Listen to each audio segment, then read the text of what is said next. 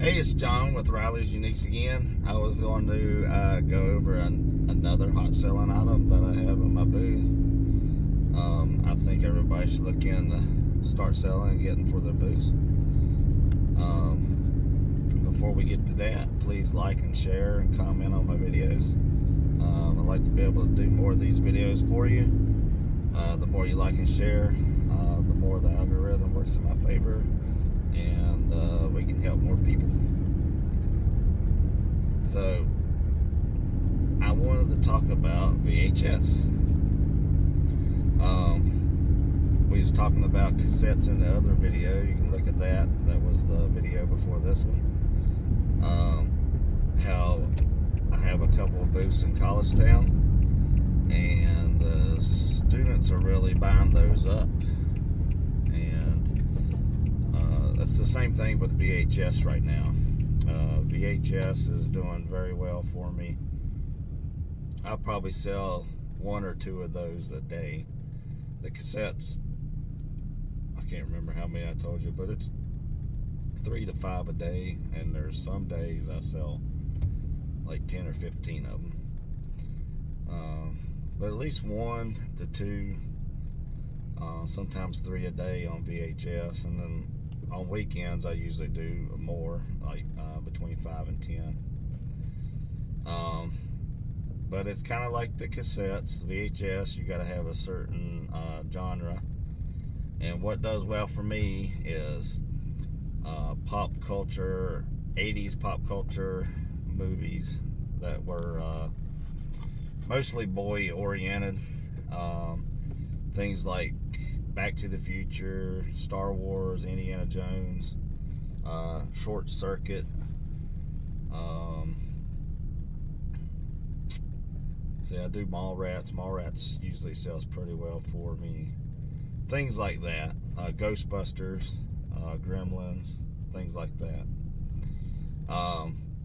But my main seller, and what I do really well on, is like scary type thrillers, or like horror, sci-fi, and horror movies. The big horror movies like Friday 13th, Halloween, Freddy, Child's Play, Hellraiser, things like that. That's a no-brainer. That sells great.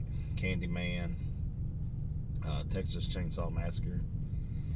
And then you could get my second sellers are things like Alien, King Kong, the Universal Monster series, things like that. And what I don't sell a lot of, but can bring more money, is B-rated horror movies. Anything that was real cheesy and kind of campy, people love that stuff. One of the better ones would be like Evil Dead, that type of series. Killer Clown Tomatoes. That's not a big profit one, but it sells well. Critters, things like that. So keep a lookout for those B-rated horror movies. I don't know what a lot of them are, but you can tell when you see a B-rated horror movie, and the covers are usually pretty cool on them. But those always sell, and people who love horror in general love to buy these. And then the college kids who's kind of dabbling in the VHS stuff, they love buying them too. And then they like those cult classics and stuff too. Like I said, like the Back to the Futures and things like that. So just remember, don't just put any old VHS in there. Get good quality movies, horror, anything horror, just get it. Because usually you find those things at yard sales, VHS, because people's not really thinking about it. It's just like, we just need to get rid of these, or they need to donate to the thrift store. At yard sales, usually no more than $1 a piece. I go to Salvation Army and get them for They used to be 25 cents a piece, now they're 50 cents a piece. They doubled in price. I'm okay with 50 cents. And then usually at other thrift stores, that's not. They usually charge a little bit higher amount for their things. It's like privately owned almost.